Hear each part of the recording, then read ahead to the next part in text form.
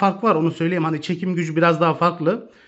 Batarya ömrü ve çekim gücü biraz daha farklı. Tabii ki bu kadar da olması normal. Bir de şöyle bir şey var. Şu dirimin malzeme kalitesi gerçekten çok farklı. Hani şu plastiği ellediğiniz zaman ABS plastik bir kaliteli bir plastik var.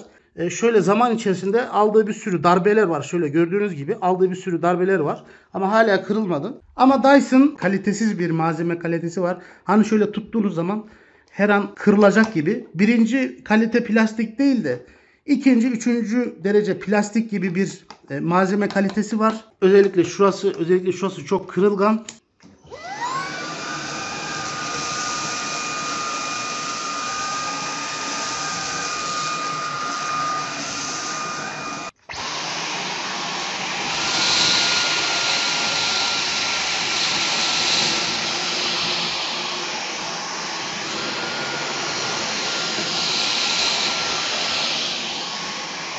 Şöyle 46 gram geldi. Böyle birebir gördüğümüz gibi dirimin çektirdiği 46 gram. Dyson'da 46 gram çekti. Dilimde 46 gram toz haznesi çıktı. Dyson belli bir şekilde, hani bariz bir şekilde daha çok çektirdi. Hani daha çabuk çektirdi. Dyson özellikle sensör mü var ne bilmiyorum. Hani önünde şey algıladığı zaman daha çok güçlü moda geçtiğini hissettim. Sesi biraz daha farklı. Merhaba arkadaşlar. Bugün yeni bir videoyla beraberiz. Şöyle önümde büyük bir paket var. Dyson V15 kutu açılımı ve incelemesi yapacağız.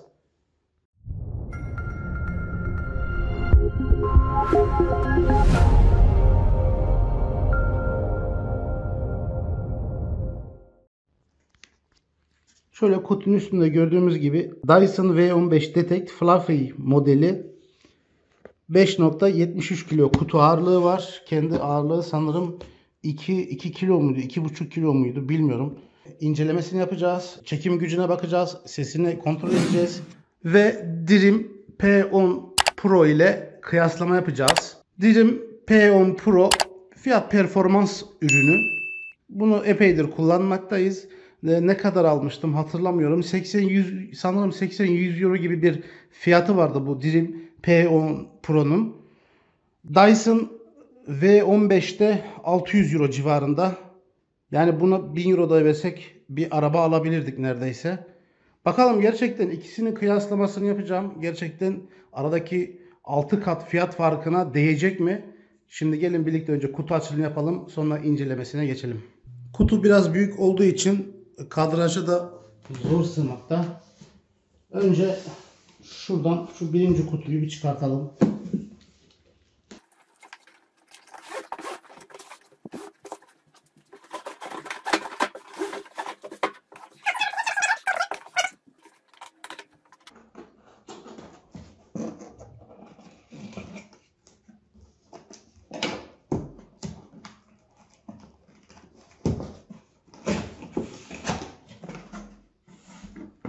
Evet.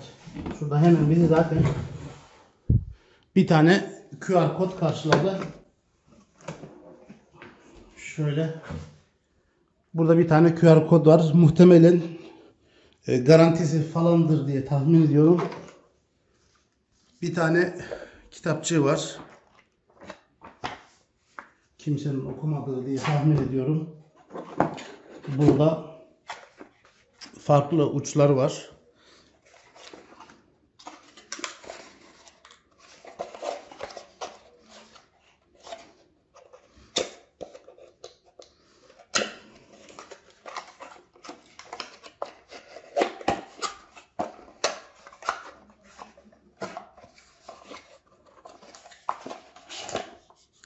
Bu sanırım ince koltuk araları falan için.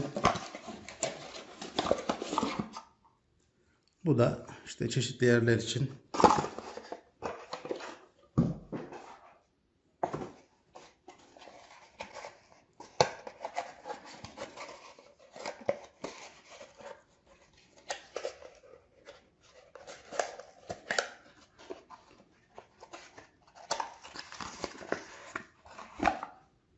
Burada bir tane farklı bir uç var.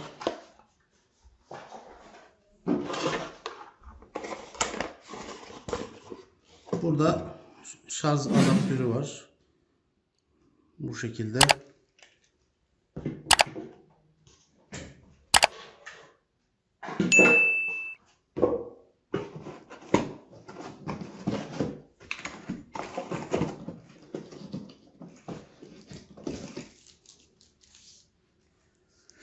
Burada bir tane yine QR kod var. Bu da sanırım kullanma kılavuzu falandır. Burada modeli mevcut.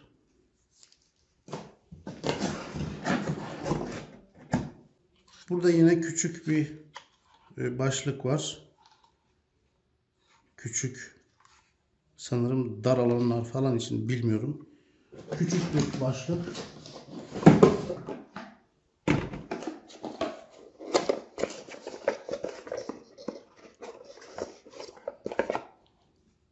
Burada böyle bir şey var. Sanki tutma aparatı gibi bir şey. Emin değilim. Ben de ilk defa açtığım için herhangi bir bilgim yok. Kullandıkça, baktıkça göreceğiz artık. Bu belki parke falan, parkeleri falan çektirmek içindir.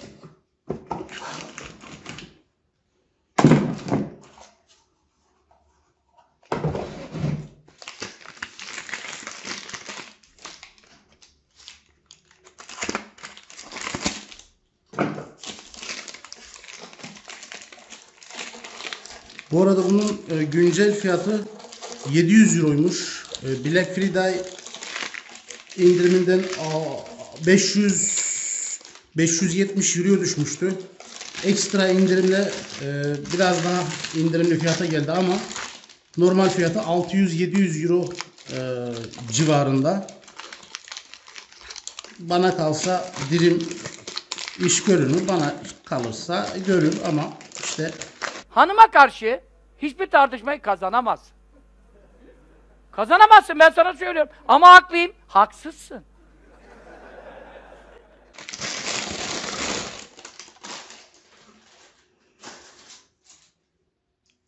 şöyle bir tane şey var. Bu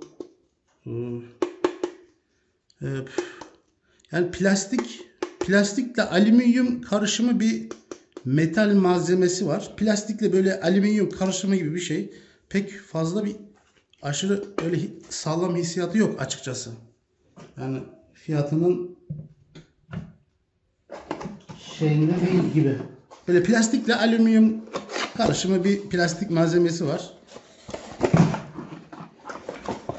Sanırım bu ana başlığı bu. Sanırım bu kendi başlığı. Şöyle karbon fiber diyor. Bu şekilde sanırım. Sonra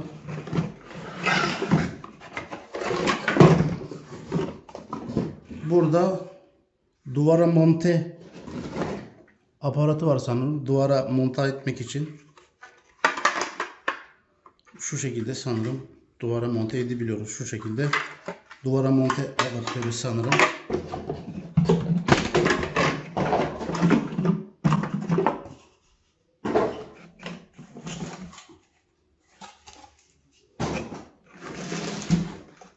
Evet. Asıl olay burada. Bataryası üstünde takılı. Kaç amper, kaç volt, kaç miliamper kapasitesi nedir? Henüz bilgim yok. Hemen çalıştı. Şuraya bastım. Hemen çalıştı. Evet. Alet bu şekilde. Şurada zaten dokunmaya gelmiyor. Hemen çalışıyor. Hani buraya dokunmaya gelmiyor. Hemen çalışıyor. Bilmiyorum ya. Hani şu malzeme kalitesi, bu ürünün modeli mi böyle, defolu mu bilmiyorum. Şurası şöyle kameraya yansıyor mu? Şöyle dalgalı gibi bir şey var. Hani ürünün kendisi mi öyle, defolu mu bilmiyorum. Böyle tuhaf, sanki burası defolu gibi. Veyahut da orijinal şey de öyle olabilir, bilmiyorum. Burada da böyle. Muhtemelen ürünün şeyi böyledir diye tahmin ediyorum. Deseni. Orijinal deseni. Sesi bu şekilde. Şurada direkt Dil seçimi çıktı. İngilizce nasıl kaydıracağız?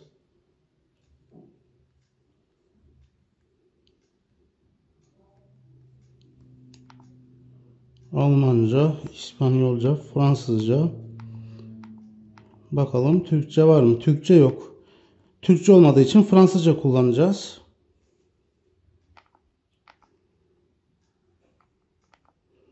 Bu arada ürün yurt dışında arkadaşlar. Sipariş yurt dışında. Ben de yurt dışındayım zaten. Eski aboneler önceki videolardan da bilen bilir. Bilmeyenler için sipariş yurt dışında. Ben de yurt dışındayım zaten. Bu video da yurt dışında. Ürün Cdiscount'tan alındı. Fransa'da.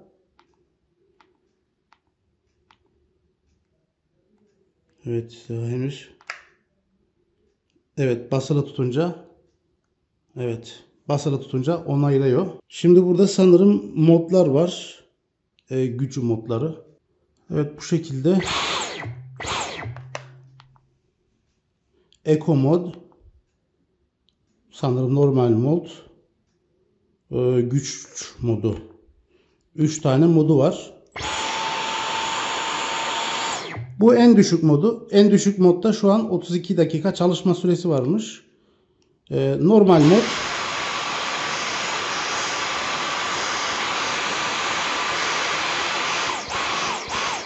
Normal modda da 16 dakikaya düştü.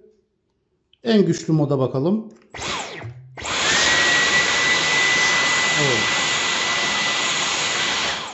En güçlü modda da 3 dakikaya düştü. Zaten en güçlü modu aldığım zaman şuralardan bayağı bir rüzgar çıkmaya başladı. Sesi de değişti zaten. Şuradan şu bataryayı sökelim. Kaç miliampermiş falan onlara bakalım. Evet şu şekilde yukarı doğru çıkıyor. Oldukça ağır bir bataryası var. Yani süpürgenin ağırlığı kadar bataryası var. Batarya bayağı bir ağır. Yani onu söyleyeyim. Batarya biraz ağır. Şöyle bakalım. Ya şu anda video çektiğim için ben de tam odaklanamıyorum açıkçası. İşte burada böyle şeyler kaç miliamper kaç yazıyor mu acaba? Zaten bunları internetten de bulmak mümkün de. Hani madem inceleme videosu.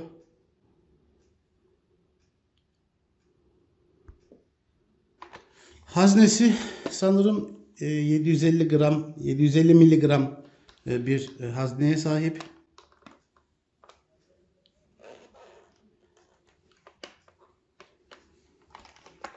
Filtresi nasıl sökülüyor acaba?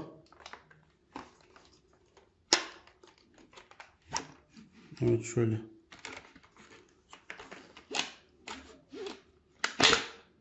Evet kaldırınca otomatik kapağı da açılıyor. Sanırım bu şekilde boşaltılabiliyor. Hani bunu sökmeden şöyle yaptığınız zaman içindeki pislikleri atabiliyor diye tahmin ediyorum. Şu an benim de detaylı bir bilgim yok. Kullandıkça göreceğiz. Şimdi şu ucunu takalım bakalım.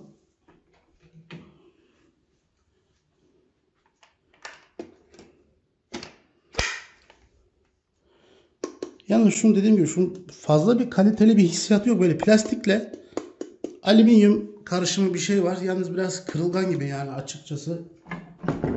Pek sağlam bir hissiyatı yok.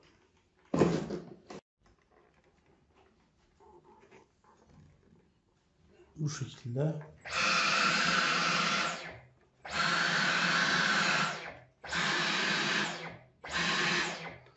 Yalnız şu tetik mekanizması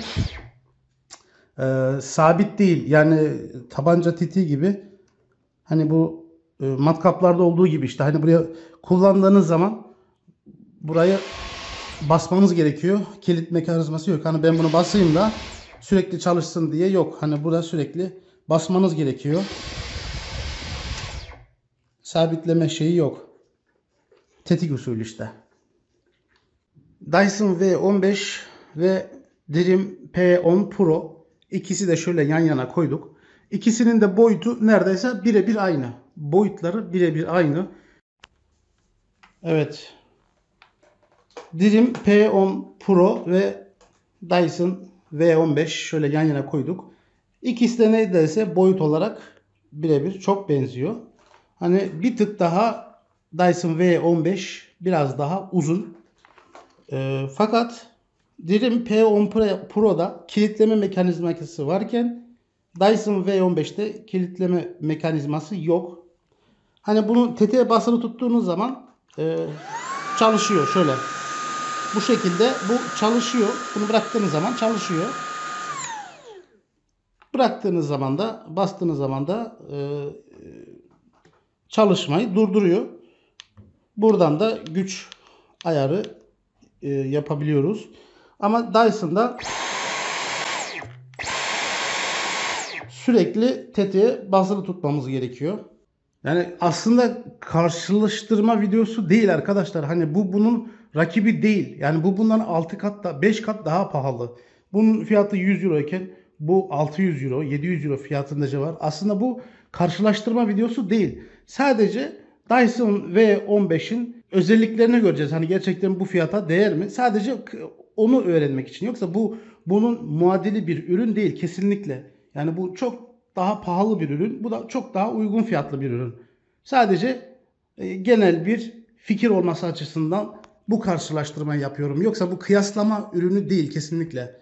Çünkü fiyat farkı gerçekten çok fazla. Dizim P10 Pro 2.600 gram civarındayken şöyle ben tuttuğum için biraz dalgalanıyor ama aşağı yukarı 2.600 gram civarında derin P10 Pro. Dyson V15'te 2700 kilo ağırlığında, aralarında sadece 100 gram fark var. Yani ağırlıkları neredeyse aynı. Evet, şimdi Dyson V15'ten başlayalım ses gürültüsüne. Eco modda Dyson V15 kaç desibel ses yapıyor ona bakacağız.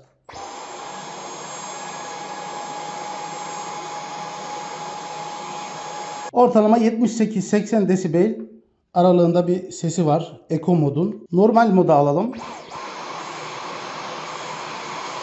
80-83 desibel full güç moduna bakalım. Hani full güçte de 85 desibele kadar çıktı. Yalnız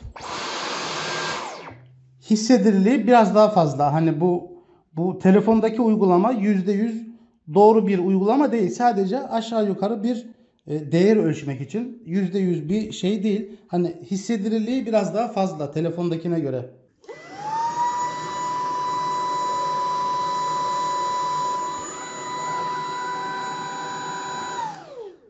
...75-77 civarlarında Eco mod. Orta mod, orta güce bakalım.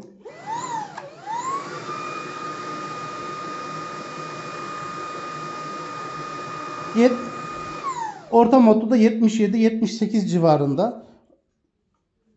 Tam güç moduna geçelim.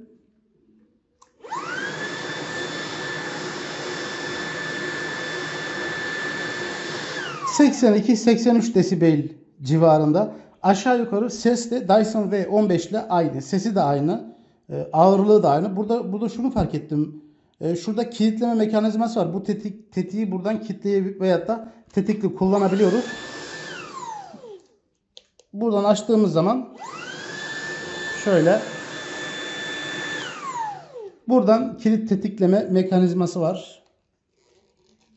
Dyson V15'te sanırım bu yok. Evet, şimdi şu ortalama 4 metrekare halıyı yarısını Dyson'la yarısında Dream P10 Pro ile çektirip içine hangisi ne kadar toz alıyor onu test edeceğiz. Şöyle ikisinin de haznesi boş. Dyson'ın haznesi biraz daha geniş. Şöyle yan yana koyduğumuz zaman şöyle yan yana koyduğumuz zaman zaten burada biraz Dyson'ın haznesinin daha geniş olduğunu görüyoruz. Dream'in haznesi biraz daha küçük. Fakat Dream'in şöyle aldığı darbelerden de anlaşıldığı gibi sağa sola çarpmaktan falan kenarları çizilmiş. Buna rağmen çok sağlam bir malzeme kalitesi var Dream'in. Onu söyleyeyim arkadaşlar. Hani bunu elinize aldığınız zaman hani burada bir övme veya gömme videosu değil bu. Sadece kıyas açısından şunun plastik kalitesi Dyson'ın plastik kalitesinden daha üstün. Hani bunu çocuklarla falan düşe kalka bu kullanılıyor. Bu zamana kadar sağlam bir şekilde geldi. Bakalım Dyson bunun kadar uzun ömürlü olacak mı? Çünkü dediğim gibi malzeme kalitesi Dyson'ın fiyatına göre biraz hayal kırıklığı bana göre. Bu bir reklam değil. Tamamen kullanıcı yorumu bu şekilde. Şimdi bu halıyı çektirip göreceğiz hangisi ne kadar daha toz çekiyor.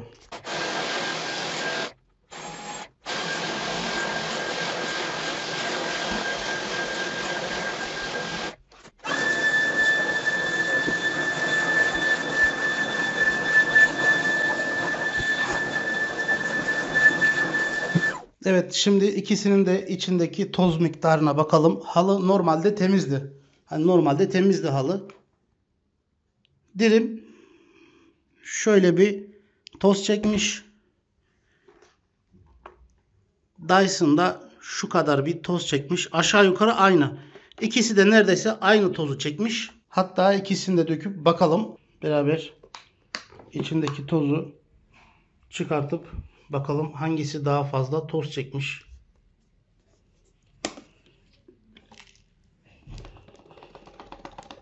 Evet. Dirimin çektiği toz burada. Şöyle. Şunu itince burası çıkıyor. Bu şekilde. Burada böyle gördüğümüz gibi bu Dyson, bu dirim. Dyson bir tık daha fazla toz çekmiş gibi dirime göre. Yani biraz daha fazla toz çekmiş. Buradan öyle gözüküyor. Yani en azından yoğun. Biraz daha fazla gibi. Bu dirim, bu da Dyson. Yani arasında bu kadar da fark olsun bence. Çünkü fiyat farkı gerçekten çok ciddi. Dirim de çok başarılı bence. Bu Dyson V15. Bu da Dirim P10 Pro. Dirim P10 Pro bu şekilde şarj oluyor. Bu şekilde bir yüzdesi var.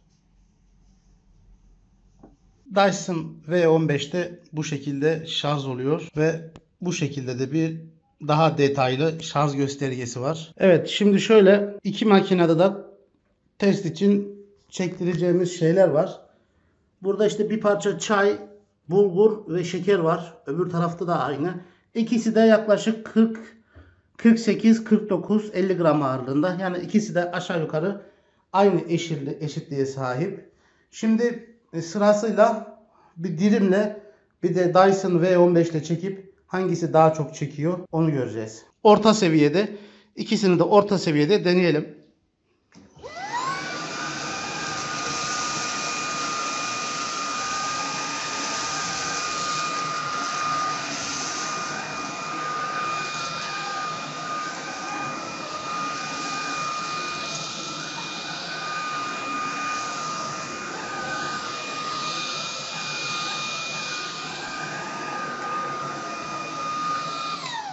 Evet. Dirim P10 Pro ile aldık. Şöyle şuraya bakıyoruz. Temiz mi? Temiz.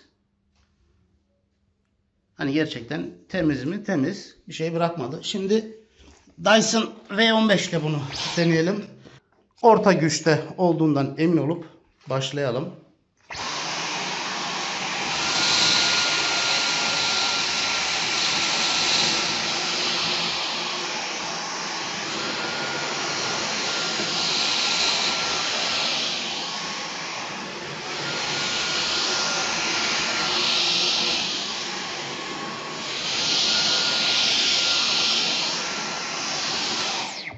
Evet. Dyson belli bir şekilde hani bariz bir şekilde daha çok çektirdi. Hani daha çabuk çektirdi. Dyson özellikle sensör mü var ne bilmiyorum. Hani önünde şey algıladığı zaman daha çok güçlü moda geçtiğini hissettim. Sesi biraz daha farklı çıktı ve daha çabuk çekti. Dyson daha çabuk çekti. Bunu rahatlıkla söyleyebilirim. Ve Dyson'ın LED ışığı var. Hani yerdeki tozları, kirleri falan görebilirsiniz. Dyson'ın ışığı sayesinde. Ama Dirim'de böyle herhangi bir ışık yok. İkisi de temiz. Hani ikisi de çekiyor mu? İkisi de temiz bir şekilde çekiyor. Onu söyleyeyim. Dirim'in ve Dyson'ın çektirdiği tozlara bakalım. Öncelikle Dirim'i şöyle tartımızı kontrol edip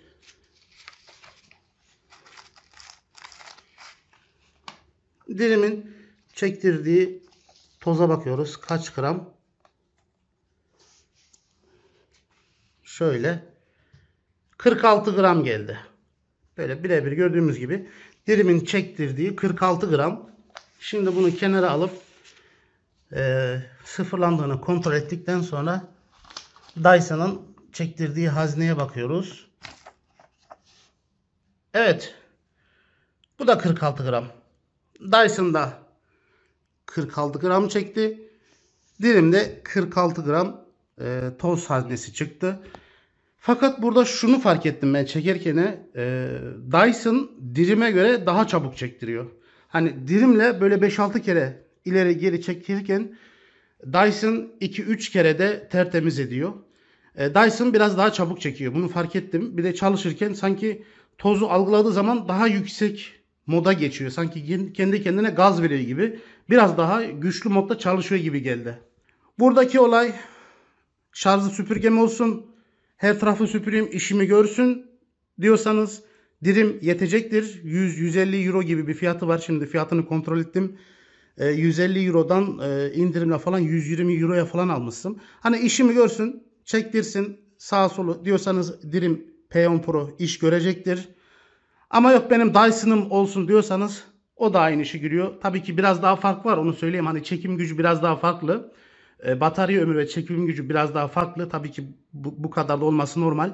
Ama arasında çekim olarak, kullanım olarak o kadar gerçekten fark yok. Hani buradaki olay süpürgem olsun değil de Dyson olsun gibi bir şey. Hani onun var, benim de olsun. Olay gerçekten bu. Bir de şöyle bir şey var. Şu dirimin malzeme kalitesi gerçekten çok farklı. Hani şu plastiği ellediğiniz zaman ABS plastik bir kaliteli bir plastik var. Hani bu düşse bile, sağa sola çarpsa bile bir şey olmuyor ki. Zaten şöyle zaman içerisinde aldığı bir sürü darbeler var. Şöyle gördüğünüz gibi aldığı bir sürü darbeler var. Ama hala kırılmadı. Ama Dyson malzeme kalitesi gerçekten çok kalitesiz bir malzeme kalitesi var. Hani şöyle tuttuğunuz zaman her an kırılacak gibi. Birinci kalite plastik değil de ikinci, üçüncü derece plastik gibi bir malzeme kalitesi var. Özellikle şurası çok kırılgan. Şununki çok daha sağlam.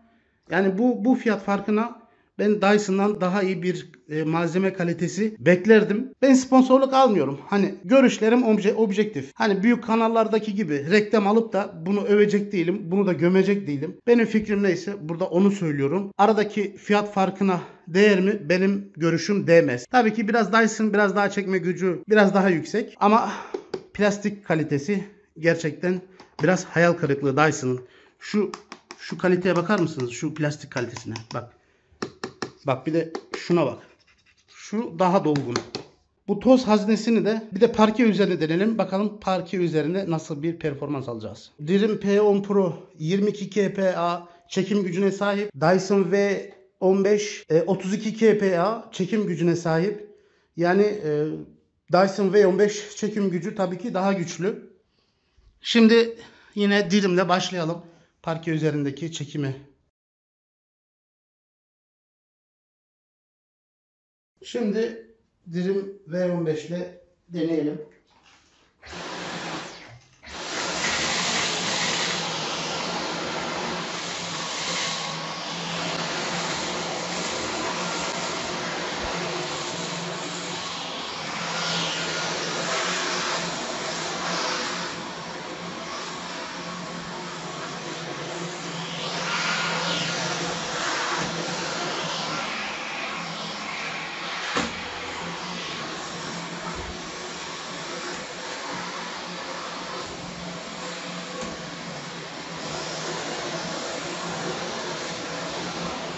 Evet, burada bir şey fark ettim. Dyson biraz sağa sola çok dağıttı. Yani çekim yaparken arkasında toprağı pisliği çok geri getirdi. Şuralara kadar getirdi. Biraz dağıttığını fark ettim. Hani süpürürken önünde arkasında kalınları da biraz kenarlara doğru dağıttığını fark ettim. Dilimde o kadar öyle bir şey yaşamadım. Belki kullandığımız uçlarda gerçi standart uçlar, hani ikisini de standart ucuyla kullanıyoruz. Şimdi burada değişik bir deney yapacağız. Şöyle uçlarını çıkardım. Bunu bu şekilde kaldırmayı deneyeceğim. Bunu bu şekilde kaldırmayı deneyeceğim.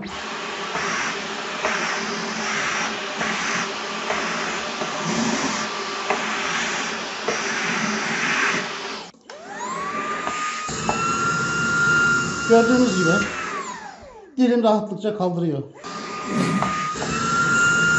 Şöyle gördüğümüz gibi dilim kaldırdı, fakat burada şundan dolayı Dyson kaldıramıyor. Şuradaki çentiği gördünüz mü arkadaşlar? Buradaki çentik hava sirkülasyonunun buradan geçmesini sağlıyor ve buraya güç sağlayamıyor. Bundan dolayı çekim yapamıyor. Bu ucu taktığımız zaman burası kapanıyor. Onun için bu adil bir kıyaslama olamaz. Çünkü şurası zayıf noktası.